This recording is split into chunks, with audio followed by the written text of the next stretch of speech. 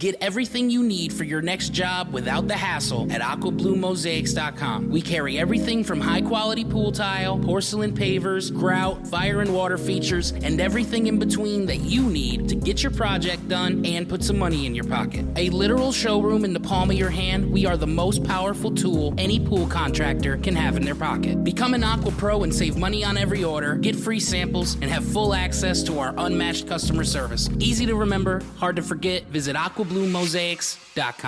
Thanks for joining us on another episode of Pool Magazine Podcast. Today I'm chatting with Elizabeth McMurray, Executive Director of the Florida Swimming Pool Association. And we also have Nicki Pressley-Rice from Weck & Associates, Virge Jones from Pool Corp joining us as well. For the benefit of our listeners, Elizabeth, could you tell us a little bit about the FSPA and what your mission is? Yeah, I would love to. Thank you for asking. Our association, the Florida Swimming Pool Association, at our core, we're really just a group of industry professionals when we come together to advance Florida's pool and spa industry, which is our mission. We do that through a couple of different paths, primarily via education for our industry license holders, also have government affairs representation and advocacy. And then we also just provide general membership support so our members can be successful business operators. We do have a charitable foundation, which is our 501c3 Florida Swims Foundation. And we also focus on providing swim lessons to under-resourced kids and post-secondary education scholarships to dependents of our members. So those are some of the things that we do as an association. Okay, so now Hurricane Ian is definitely why I wanted to have you come on the show today, Elizabeth, to talk a little bit about what the FSPA is doing. I know the hurricane may have come and gone from the national radar almost as quickly as it arrived, but the devastation and the damage the storm caused is going to linger around for months, possibly years, as the community in Southwest Florida and many other areas of the state continues to struggle in the aftermath. I mean, one of the things we saw almost immediately is how hard the pool industry was affected after the storm. Now, when we talk about boots on the ground, you two literally have a 10,000-foot view of what's happening in Florida. So far as the industry is concerned, what are you seeing in terms of how pool contractors are recovering from Ian? Yeah, it's definitely a complicated situation, right? Because people are personally affected and then their businesses are additionally affected and impacted. We've got some member businesses who have lost their, operating structures. And so they basically have lost their physical presence. Others are still able to work and have boots on the ground as far as servicing their customers or providing, our distributors are able to provide materials and still have their storefronts open and their doors open to service their customers. But it's very complicated. There are more people on the road. There are more contractors coming in from out of state, so there are a lot of other challenges that are going on. And just as far as, organizing of resources and actually physically getting around and being able to get to those pools that are potentially damaged or need to be serviced, there are still some roads that are, facing some challenges. So it's very complex. And I think everybody kind of has their own individual scenarios that they're coping with. And I'd love to obviously share how the FSPA is trying to help. But Nicki, I know you are physically, boots on the ground in those affected areas. You may have some better insights too on how to answer that question about impacts. Yes and no. I'm still kind of like in a daze, to be honest with you. It's just still dealing with the personal aspect of it. And then the work aspect of it is a little, like you say, challenging. But you basically put it in good words, Elizabeth. These guys, there are so many people here. I'm on the road like almost every single day in sales, and it is extremely difficult to get around anywhere right now, regardless if you're cleaning pools, building a pool, subcontractor, sales, whatever it is, any industry, to be honest with you, it is very challenging. And then everybody also down this way is dealing with the personal side of it too, which you do think about even when you're working, like, you try to kind of balance it all out, but it's going to take months and years. I think you said in the beginning of the conversation, I mean, we went through Hurricane Charlie here. So Punta Gorda, basically, at least in my area, we just rebuilt 18 years ago. So for us, it's kind of, it's a little different here. We didn't get as affected at the storm surge, but we're a little bit stronger. So, everybody's kind of getting used to it. It's emotional more than anything. But we are coming together. I really appreciate what FSPA has done. There is a powerful picture that you guys shared at Virge's house. That's just such a powerful picture showing that arm in arm, hand in hand, what we do as a family in the pool industry. And it makes me extremely proud. My dad was a pool builder. My brother's in the pool industry. And, he's got his challenges. It's personal and work wise. It's very, very hard right now, but we're getting through it together. I just keep going back to that word together. Absolutely. Always, just to put it in the proper context, ladies, I mean, 145 fatalities in the US and damages over 50 billion last estimate. It's the most deadly hurricane to hit Florida since 1935. Now the FSPA is right out there on the front lines from the very beginning, trying to inform folks about how serious the storm was going to get and how to prepare for it. I mean, what are some of the challenges in getting that kind of information out to the general public before an event such as this happens? Yeah, I mean, I think a lot of the challenge revolves around what Nicki already hinted at. So everyone is dealing with the personal impacts and the personal preparation, and then you've got the business preparation as well. And so I guess if I was going to speak to that, I would say, people are trying to prepare their personal homes and their families and figure out, are they staying? Are they going? Those people that are going through all those considerations are the same people that need to facilitate and help their customers. And so they're trying to take care of their families as well as their customers at the same time. And I think, the consumers are sometimes misinformed or need better information. And so the FSPA is working really diligently with our members to ensure that those consumers get that information. We want to provide that resource on what are the things that you do to prepare your pool if bad weather is coming your way. We want to be that resource so that our members can say, here you go, this is who you call, here's a website that you can read and look at, like, don't do any of these things that they're saying not to do.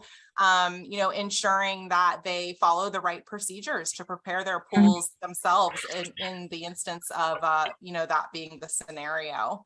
So again, Virge, I mean, what are you noticing as far as, how contractors are recovering from Hurricane Ian?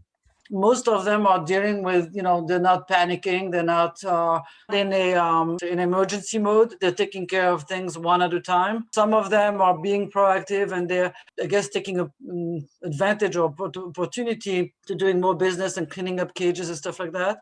And then I see some that are just managing their pools and they leave the cleanup to more professional people, I'm going to say. So, and by saying that, I'm saying some pool service companies that are like, oh, I'm going to remove the cage out of your pool. I'm going to do this. I'm going to do that. And then some of them are like, no, I'm not taking the cage out of your pool. You go and find a contractor. I'm just cleaning your pool. A lot of equipment. A lot of people are asking, for warranty, and I'm telling them that right now, the way things are, some of the manufacturers I've actually kind of put the warranty on hold for a little bit because they are not going to cover the warranties, knowing that some of those pool pumps have been submerged for a certain amount of time. Right. So a lot of them are trying to do it under warranty, and some of them are not. They're like, oh, I'm just going to put a new pump. And so we've been selling a lot of pumps, mostly pumps, not even motors, but mostly pumps. A lot of electronics, being asked for, stuff like that. A lot of cartridges. We just got a shipment finally because we one particular SKU we sold twice as many in 11 days in October than we normally do in a 22 business day month. Well, let me ask you a question, Virge. I mean, we saw that storm that hit Texas, that ice storm a couple years back, right at the start of COVID. Yes, right, yeah. Yeah, and it took a lot of equipment out of circulation that the industry was depending on for those summer months. And then we kind of had a pause with manufacturer delays due to COVID, all right, where we had that vacuum where it just created the perfect storm for rising prices, a lack of inventory, things like that. I mean, do you think the extent of damage that occurred in Florida is possibly going to take a lot of that equipment out of circulation? It's definitely going to. The good thing is we were here, I mean, I'm going to talk about my branch. My branch has been suffering because, unfortunately, of the way we're being replenished, and that's an internal, I guess, issue within, in regards to my Sarasota branch that replenishes me. So I've been struggling down here because when a vendor sends only 18 pumps out of a PO that normally has 300, well, the branch that receives those 18 is not going to share any of those with the little branch that's down in Port Charlotte. So I've been struggling with that. But luckily, Pentair finally came up with new SKUs. They came up with new pump. So just prior to the hurricane, I got a large inventory of new pumps, and I've been selling those like hotcakes. So I think we're in much better shape than we were 2 years ago. I think the manufacturers are finally, get back on track compared to what it was. I think there were a lot of things going on. Of course, the filters was something. See, in the pool industry, a new pool needs a filter, and the manufacturers, they make filters based on the projections of new pools. Where what happened is hundreds and hundreds of filters cracked in Texas because of the freeze. Those were not planned, and that's where it really did a problem. Pumps, they know that they always have to be replaced at some point with storms and surges and all that stuff. So I think they always keep an eye on that. The filters, I don't think they had predicted that many filters to crack. And of course, at the same time, we had the shortage of resin that was going on. So there were a lot of different things going on at the same time. I think we're in much better shape than we were. None of the filters have been damaged. So even if we still have somewhat of a shortage of resin, the filters have not been damaged by the hurricane, except, if something very heavy fell on the filter, it didn't, it's not like a pump that's going to burn, basically. All right. So just to clarify things, according to Virge, all right, we're not going to see the same kind of glut that we saw in the demand for equipment we saw in the ice storm that happened 2 years ago. I don't think so. I think manufacturers are a little more proactive right now, and they're preparing for all the early buys and all that, and for next year. No need to start go out and panic buying, taking things out of inventory that don't need to be, right, Virge? Yes, correct. Yeah. All right. I mean, basically, Elizabeth, what we saw was a lot of folks throwing furniture in their pool. One unfortunate incident, one elderly gentleman actually died while trying to drain his pool during the height of the storm. I mean, how do we keep pool owners from following that bad information that's out there that can damage their pool and potentially even cost lives? Yeah, it's a great question. I mean, I really believe that the FSPA is here to service our members as well as the consumers at large. And so we definitely want to serve as that resource. We did a huge digital media push prior to the storm arriving in regards to what to do with your pool from a consumer perspective. We also have resource pages on our website for both our industry professionals and for consumers at large. So we definitely want to be that resource. We definitely want to help educate pool owners about what you should do not to drain your pool. A lot of consumers aren't aware what pool popping is and what happens when you remove the weight of the water out of your pool. Mm-hmm. So yeah, we definitely want to be that resource. We want to help ensure that consumers are educated. We hope that our partners like yourselves will, assist us in that by pointing consumers to our pages, to our resources to ensure that they do the right things and follow the right processes when there's bad weather coming their way. There were a lot of pools damaged during the storm, and lots of folks are still trying to get back on their feet. How is the FSPA helping to coordinate efforts to help members in this time of need? Yeah, so we have a lot of different initiatives going on around Hurricane Ian. Consumers and industry professionals can find those resources on our website, which is just floridapoolpro.com, or they can Google FSPA. So we have a webpage that's dedicated to Hurricane Ian relief. Some of the different things that we're doing, we do have tips on that website that's dedicated to Hurricane Ian recovery for both pool professionals as well as pool owners on what to do with their pools now that the storm has come and passed. So those resources are there as far as tips and, processes and procedures.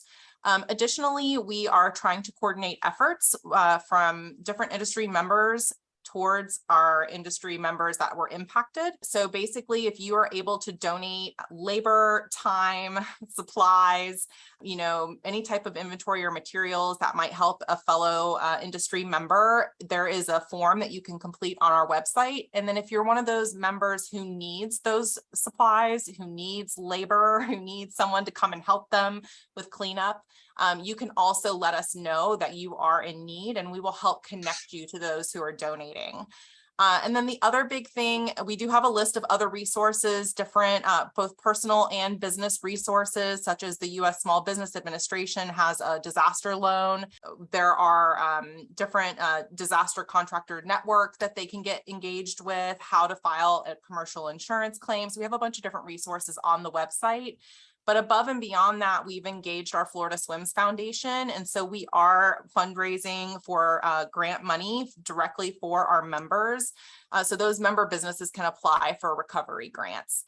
The purpose of the grant is for them to utilize the funds that they receive in the form of a forgivable grant to pay for their business insurance deductibles, to pay for payroll for employees who can't currently work due to impacts of the storm, to pay for physical losses to their building or to their inventory that perhaps is not covered by insurance.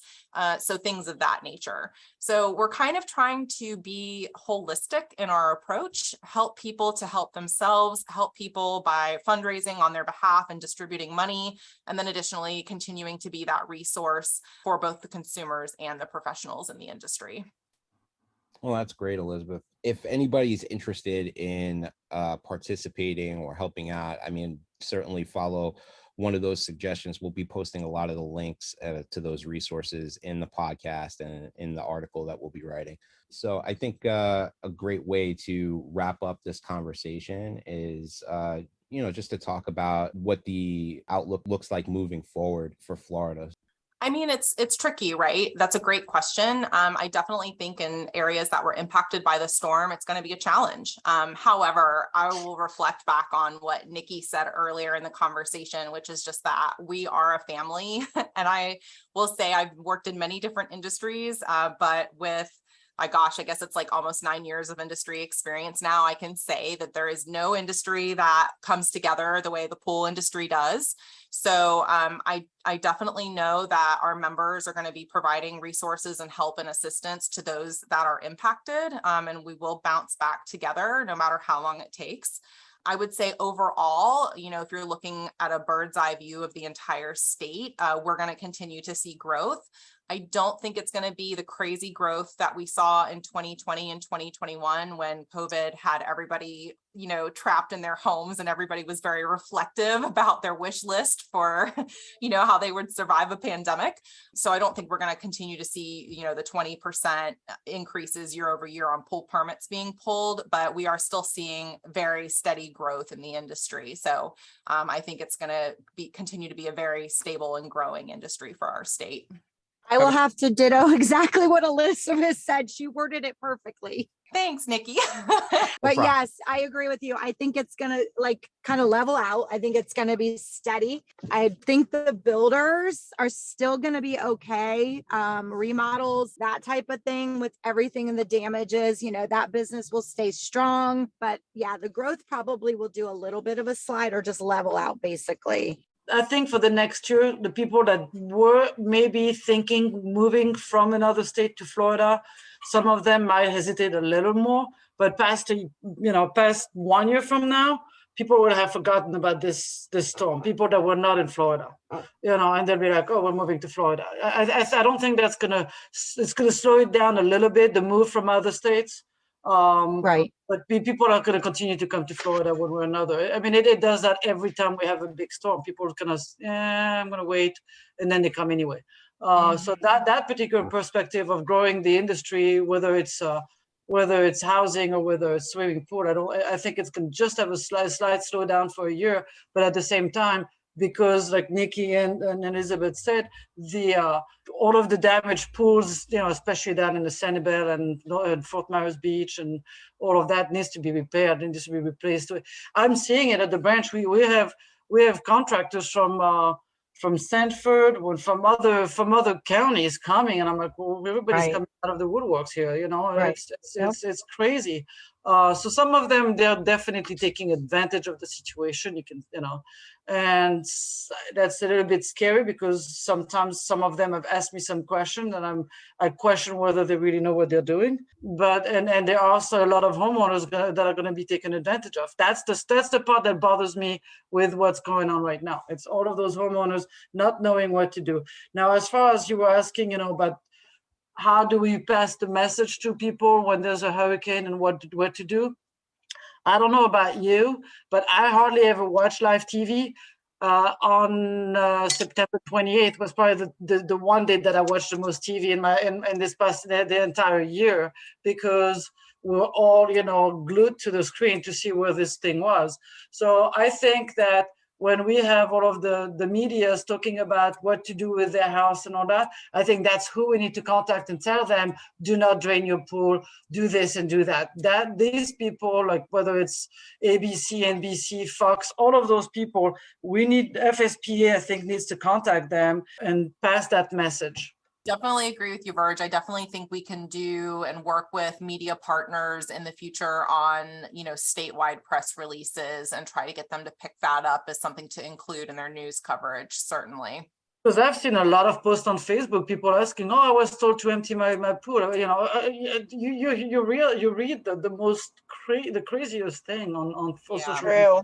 We were looking at about 100 different websites when we were looking for information to post about how to prepare for the hurricane. And the most credible website that we found any information on was the FSPA website. So, oh yeah, without a doubt. No, absolutely. But a lot of, and you're right, a lot of people are going to find it, but it might be too specific though, almost, it needs to, some people may not go online, especially those people that unfortunately passed, the 90-year-old people that drowned, and because they did not look online what to do, they only watched a little bit of TV even. Right. Some people say to drain your pool, some people say to cover your pool. I mean, there's a lot of crazy stuff out there that just it does not make common sense from a logic standpoint about what to do. But I mean, when people Google something and Google tells you, the first 3 websites that come up and it's all bad information that you shouldn't follow. I mean, exactly. Yeah. I mean, we're talking about lives, I mean, I think it boils down to, what the algorithm is telling people and what you're looking for as your news source and where you're getting your research from. It's all happening online these days. Yeah, definitely. Agreed. Good and bad. Yeah. Well, I really appreciate the 3 of you weighing in. Honestly, thanks so much for spending the time with us today on the show. I appreciate it. No problem. Thanks for having us. Thank you. We appreciate you. Get everything you need for your next job without the hassle at AquaBluMosaics.com. We carry everything from high-quality pool tile, porcelain pavers, grout, fire and water features, and everything in between that you need to get your project done and put some money in your pocket. A literal showroom in the palm of your hand, we are the most powerful tool any pool contractor can have in their pocket. Become an Aqua Pro and save money on every order, get free samples, and have full access to our unmatched customer service. Easy to remember, hard to forget. Visit AquaBluMosaics.com.